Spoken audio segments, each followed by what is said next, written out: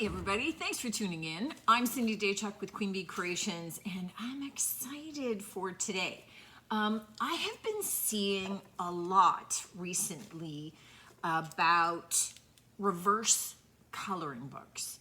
So in a normal coloring book, your pages, you have the outlines of images and then you color in the image. We're familiar with this from being kids.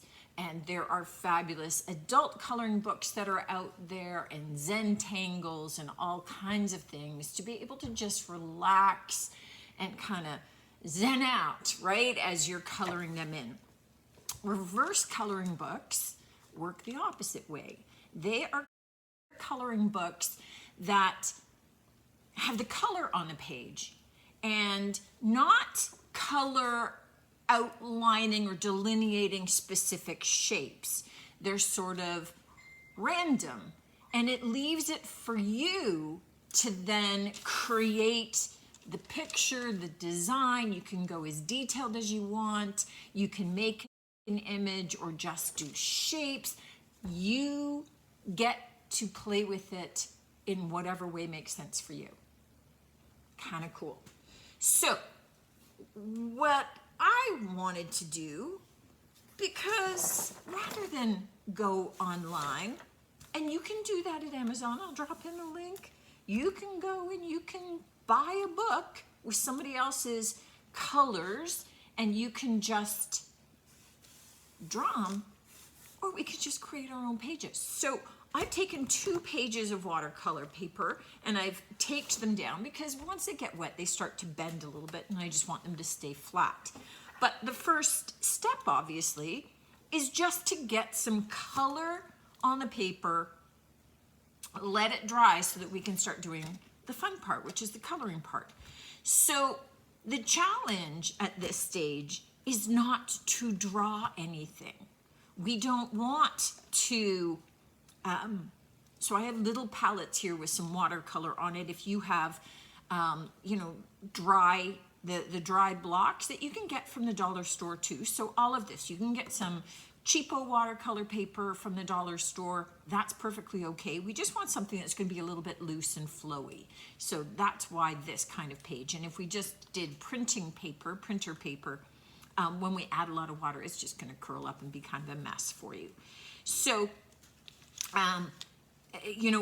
with those hard palettes, if that's what you've got, or even with these, you just spritz them with water, right? So I have a water mister just to get them wet.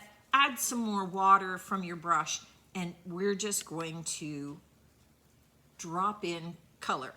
And I have a hard time being random.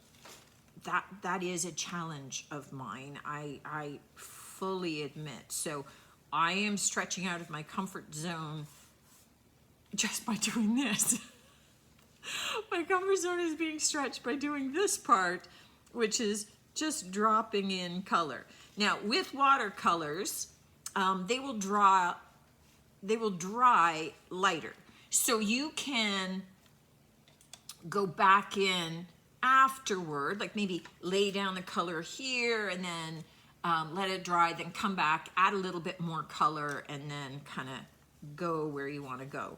So I'm just going to draw or just kind of paint in some random shapes and go with colors you like, go with, just kind of, we're just creating stuff. Try not to have anything in mind, right? Try not to have, oh, I'm gonna do a bouquet, or I'm painting a barn, or just draw,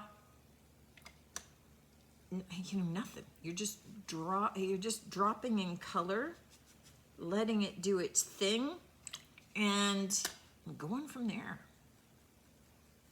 That's the beauty of this, and really, I think the lesson for me is the learning to let go, and just adding color in wherever, the randomness.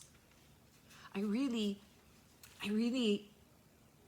admire people that can do like those rough image watercolors. Have you seen where they just drop in color and it's just kind of squiggles, and then you look at it and you're going, oh my God, that's like, you know, trees and reflection on water. And I'm kind of going, I would love to be able to do that. As with anything, I'm sure it's some kind of practice, but you know what? Let's just even add some spatters. Like, why not?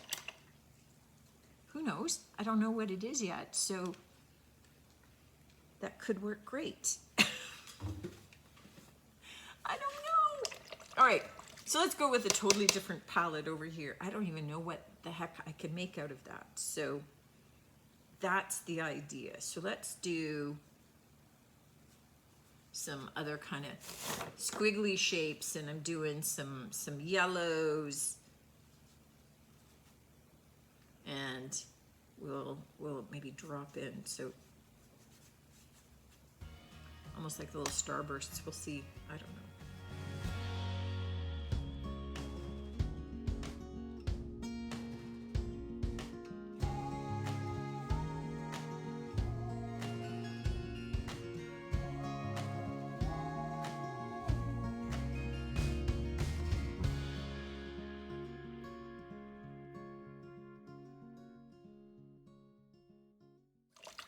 Well, let's kind of roll with that if that's the way that it seems to be going.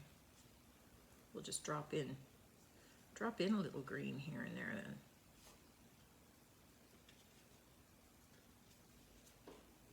But again, look. Oh, and that one got orange on it, and who cares? So even with this, I am not trying to make it look like anything in particular, right? Okay, so just drop in color and then let it dry. And once it's dry, we can come back for the next step. But you get the idea that we're just going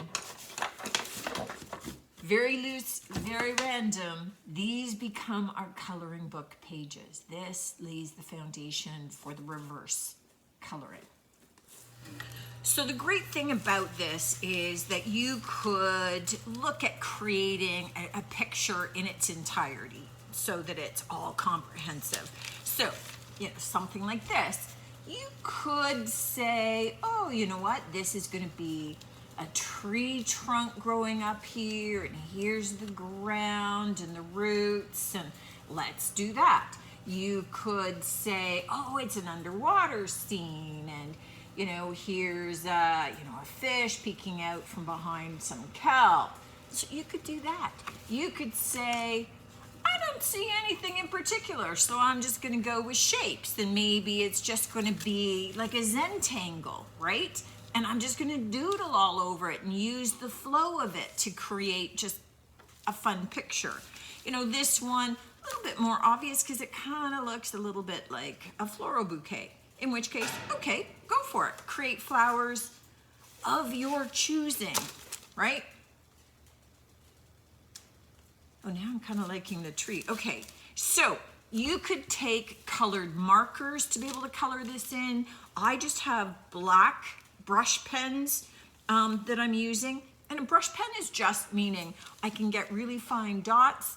I can get thicker lines, thinner lines. It just gives me a lot of flexibility without having to change out pens. But you could just use different pens of different sizes, right? So the idea now is to just go with what you see and kind of follow the lines, create kind of whatever kind of image you want. And we're just going to fill in around and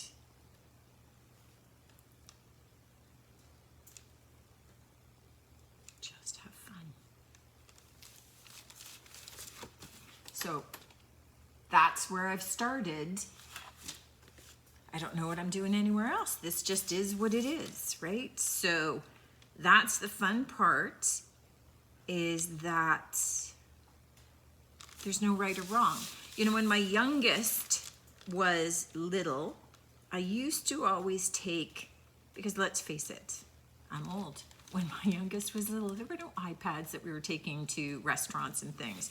So I would take a pad of paper with me and I would just draw all kinds of shapes on the page. And then he would say, okay, what are these? And I'm going, okay, turn them into trucks and cars. Or here's all these shapes, turn them into cool monsters. Or here's all these shapes, turn them into some kind of weird plant. And so he would just go from shape to shape to shape, and then he'd go, okay, finish that and do the next. This kind of reminds me of that, right? That you're just kind of taking the shapes that you see and you're turning them into, you know, whatever kind of image you see, whatever kind of image you want. And the beauty of it is that really you can't do it wrong, right? So what's nice is that you just get to play. So I'm just going to continue playing. This is just dotting now because this is going to take a bit of time. But I think that this is a cool, relaxing kind of thing to do when you want to zen out, you know, maybe in front of the TV or a cool movie that you're watching, if you're like me and you just can't relax and enjoy it without having something else to do at the same time. That's where, you know, some felting comes in. I can sit and watch a movie and stab at things at the same time. This is kind of along the same ideas, you know. It's going to be something that you can just do and have fun with and know that you can't go wrong. So I'm going to carry on with this and I'll show you what I end up with afterwards. And, you know, I get and I understand kind of the popularity of those books, and you can certainly buy them on Amazon where somebody has already helped you out and has drawn or painted out different shapes and things. But it is also so easy to be able to make your own coloring book pages and just go to town. So let me carry on and then we'll be back.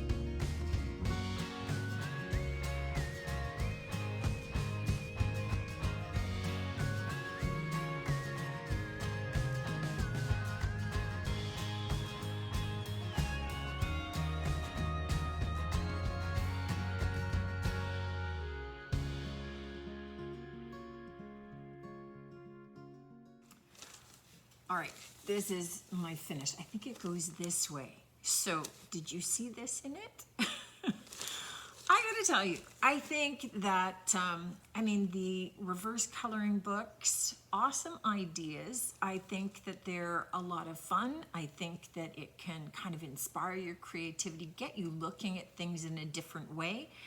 But I think it's more fun to start with blobs and dabs of paint that you've created. I think that this is an awesome, I think this would be awesome to do with kids as well. So getting them to put some paint down onto paper and then getting them to take a look and seeing what they see in there and having some fun just kind of creating the picture, creating the image. let me know if you're going to give this a try. I mean, I'll drop in the links to the reverse coloring books that you can buy on Amazon, but I hope that you give making your own reverse coloring book a bit of a try. I had a lot of fun with this one. I still have this one to go, so I'm looking forward to seeing what I create with that. As always, look forward to hearing from you, and I definitely look forward to seeing you on the next one. Until then, take care.